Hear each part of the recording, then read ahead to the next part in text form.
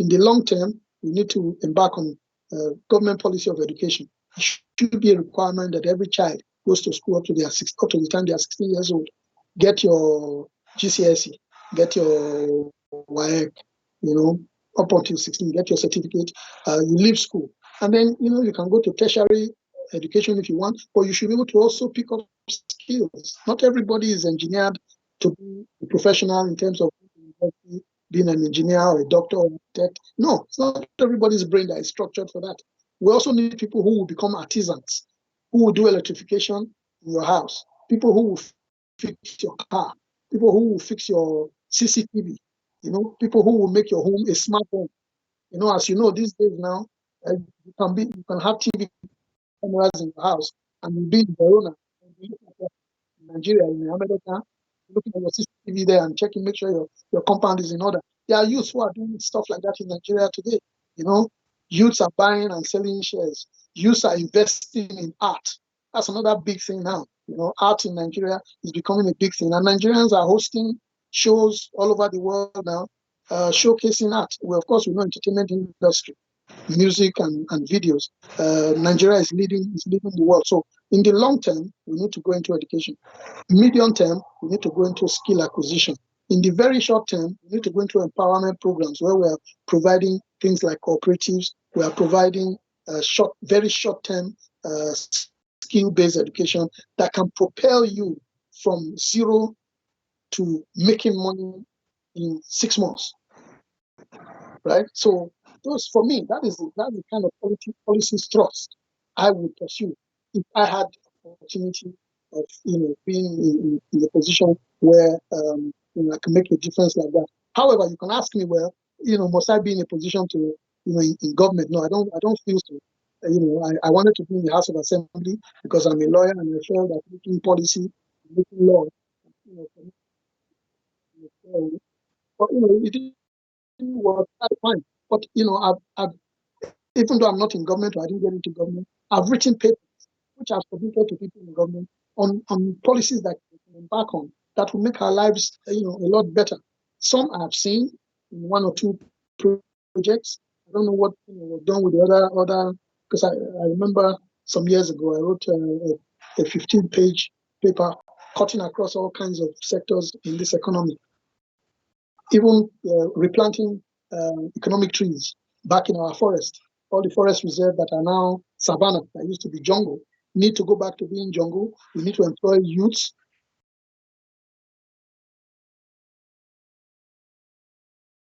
To grow. And when those mahogany, obeche, and apple trees get to maturity again, government will resell it. Our wood industry will come back and will make money. All this type of thing is wealth waiting for us to go and play it again. But definitely have vision. Employing people is very easy if you are thinking for the people. We need people that have vision. We need people that can see. I usually say that Nigeria is suffering from the curse of oil, and this is explained in a very simple terms. That precisely, I agree with you. That because there is oil, and to extract oil, you don't need a lot of people to do that. You need a government who really love the people to develop people in an economy like this. A good example would be in Venezuela, which is the same direction that we are moving to, which is something that is fueling the Nigerian corruption. Because there is a lot of money coming from one source. Now, the Nigerian government, the Nigerian system, think that what they need to do is to get this money and then distribute. But you cannot function like that as an economy. How the economy functions is that people need to be producing, what they are producing is coming in, they are exchanging, that is how people grow. So I think we need people that have vision and understand that there was a time that some people came to NIFOR, Nigeria Institute of Palm Oil Research, to take palm kernel, to plant in their land. These are the Asian countries. And today they are the leaders. We're not even talk of the Nigeria or the Europe country, like you mentioned. We are blessed. We are abundantly blessed. God made Nigeria on a Sunday, but unfortunately, we have disappointed God by not taking advantage of all the resources we have. Every Nigerian today should be able to get from government 25,000 naira every month, just because you are Nigerian, and Nigeria is rich enough to do that. Every Nigerian should be able to, when you are sick, You go to a government hospital and you are treated to the best that modern science can offer, free of charge. And you go home just because you are a Nigerian. Your child will be able to go to school up until that secondary school level, 16, free of charge because you are a Nigerian. All of these things are possible because you are a Nigerian. But unfortunately, here we are today. It is very sad. I agree with you. It's very sad, sir. Thank you so much. Now, what would be your final thought on the conversation? You see, we started with a little bit about you, and then we talked about your father, whom a lot of Amedokhian people respect a lot because of what he have done. He laid a kind of foundation for other people to follow through. Then, of course, we also talk about politics. So I don't know how you want to conclude the conversation with your final thought on it. Please go ahead and do that. Drilling down to the fundamental. I'm an Amedokhian man. I'm very proud to be from Amedokhian. I would like to encourage all Amedokhian sons and daughters to please rekindle their interest in where they come from, make useful, positive, effective contributions from wherever they are. If you can't come home, let your presence be felt at home. There are reputable men and women that can monitor whatever it is you want to do at home to bring it to fruition. So there's every reason why you should participate in the development of Amedokhian community. There are a lot of sons and daughters who have been helping. They have been doing things, helping to keep the economy moving.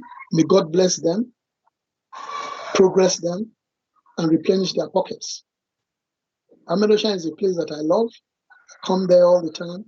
I want to encourage people to also come home, do what they can, put structures on ground, investments on ground, whatever opportunities that exist in the places where they are resident now, let them also try to replicate or try to start something at home. That would help us greatly. Uromi as a whole, in general, I again appeal to our people to put politics aside. Let us work more on rebuilding brotherhood, sisterhood, and work as one, as Uromi people, forgetting any other thing that is a distraction. We should also partner with our Ojomoh, Zaiki, to make Uromi great. And in the Esan wide territory, the senatorial district, I appeal that all the leaders, great leaders, political, traditional, religious, to come together to have as one an agenda to make sure that we have an Esan governor in the next election. If they all agree, it will come to pass. Thank you very much. Thank you so much, sir. I really appreciate the time and the conversation. This has really been very rich. Thank you so much, sir. Thank you. God bless you. This is an amazing opportunity. Please keep the flag flying. Amedokhian, yeah. Amedokhian, yeah.